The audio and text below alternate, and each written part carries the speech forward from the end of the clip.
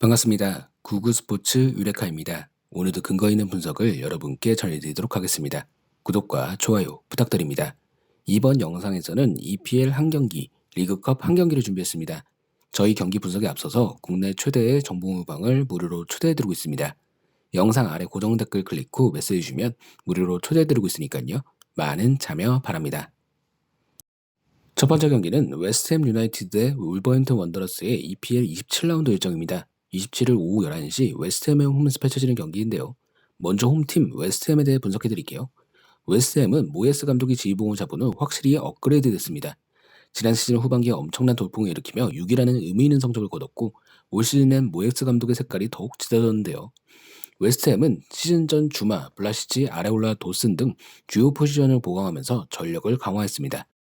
시즌 초반엔 탄탄한 수비에 막강한 공격력까지 더해져 무서울 것이 없는 팀이었는데요. 탑4의 자리를 위협할 정도로 강호로 거듭났는데 연말의 기점으로 한 차례 위기가 찾아왔습니다.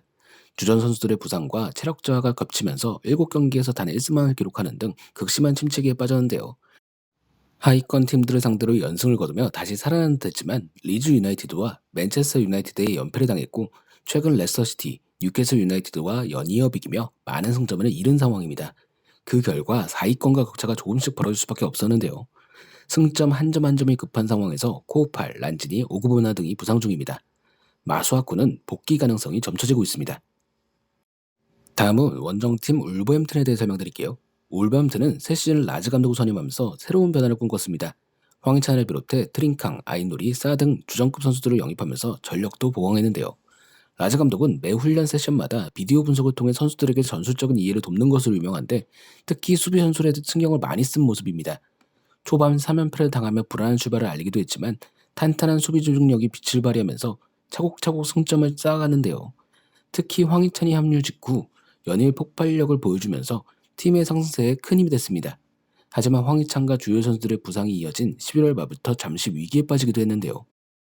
다행히 맨체스터 유나이티드, 사우스햄튼, 브랜트포드를 상대로 3연승을 달리며 분위기 반전에 성공했고 최근에도 토트넘 허스퍼와 레스터시티를 차례를 꺾고 상위권 경쟁에 박차를 가했습니다. 하지만 2월 아스날과 두 차례 맞대기를 해서 모두 패하며 더 큰 도약에는 실패했는데요. 그나마 위안은 황희찬이 주중 아스날전에서 오랜만에 득점을 성공시켰다는 점이고 부상자가 세메두와 볼리밖에 없는 것도 긍정적인 소식입니다. 잘 나가던 울버햄튼이 아스날의 벽을 또다시 넘지 못했습니다. 주중에 치러진 수년 경기였기 때문에 체력적인 손실도 컸는데요. 반면 웨스트햄은 일주일 동안 충분한 휴식을 취했고 이번 경기를 더 집중적으로 준비했을 것입니다. 따라서 홈팀 웨스트햄이 모든 면에서 유리할 수밖에 없는데요. 최근 승리가 부족한 웨스트햄이 어떻게든 승리하려 할 것이고 홈팀의 승리 확률을 높이 점쳐보겠습니다. 두 번째 경기는 첼시 대 리버풀의 리그컵 결승 일정입니다. 28일 오전 1시 30분 중립경기장인 웸블리 스타디움에서 펼쳐진 경기인데요. 먼저 홈팀 자격의 첼시에 대해 분석해드릴게요. 첼시는 지난 시즌 투엘 감독 부임 후 극적인 반전을 일궈냈습니다. 후반기 연이은 무패 행진 속 반등에 성공했고 리그 4위에 이어 챔피언스리그 우승까지 성공했는데요. 첼시의 욕심은 끝이 없었습니다. 완벽한 스쿼드 속에서도 최대 약점인 스트라이커 문제를 보완하기 위해 거액을 들여 루카쿠를 들여왔는데요. 그 결과 리그 초반 14개 경기 중 맨체스터 시티전 1패를 제외하고 무패를 달렸습니다. 루카쿠를 둘러싼 논란 속 연말의 기점으로 다소 흔들리는 모습을 보여주기도 했지만 어린 선수들의 활약 속 챔피언스리그와 FA컵에서 특별한 이변 없이 모두 우승에 도전 중입니다. 그중 리그컵에서 가장 빠른 우승도 가능해 보이는데요. 아스톤빌라, 사우스햄튼, 브랜트포드 등 까다로운 팀들과 연이은 맞대결에서 승리하며 준결승에 진출했고 두 차례 준결승전에서 토트넘 허스퍼를 모두 제압하며 결승까지 오르는 기염을 토했습니다. 부진을 거듭 중인 루카쿠는 이번 결승에서 제외될 것이지만 하베르츠, 플리식, 마운트 등 어린 선수들이 기대 이상의 활약을 펼쳐주고 있기에 큰 걱정은 되지 않고 있습니다.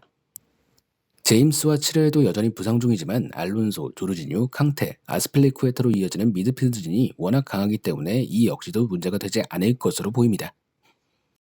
다음은 원정팀 자격의 리버풀에 대해 설명드릴게요. 리버풀은 모든 대회 우승을 목표로 새 시즌을 준비했습니다. 시즌 전 특별한 영입은 없었지만 기존 선수들과 재계약을 통해 내실을 다지는 데 집중했는데요. 판다이크 등 부상자들도 돌아와 팀에 큰 힘이 됐습니다. 그 결과 개막 후 리그 10경기 무패를 달리는 등 저력을 과시했는데요. 시간이 흐를수록 맨시티와 우승 경쟁에서 조금씩 밀려나긴 했지만 챔피언스리그 조별리그 전승에 이어 16강 1차전에서도 인터밀란을 격파하는 등 경쟁력을 과시 중입니다. FA컵은 물론 리그컵에서도 꾸준한 경기력을 보이며 승승장구 중인데요.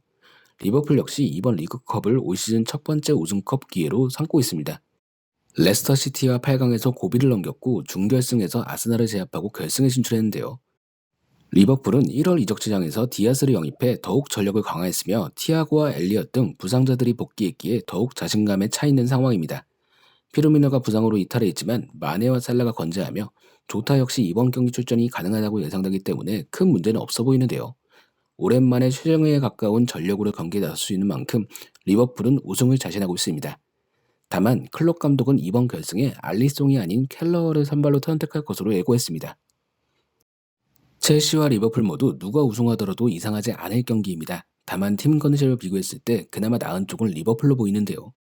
하지만 첼시가 3백으로 조심스럽게 경기를 준비한다면 리버풀의 공격도 쉽지 않을 가능성이 큽니다. 두 팀이 올 시즌 리그에서 두 차례 맞대결을 펼쳤는데 모두 무승부가 나왔다는 점도 잊지 말아야 합니다. 이번 경기도 90분 내에 승부가 나지 않을 것으로 예상하며 결승인 만큼 저득점 경기까지 보겠습니다.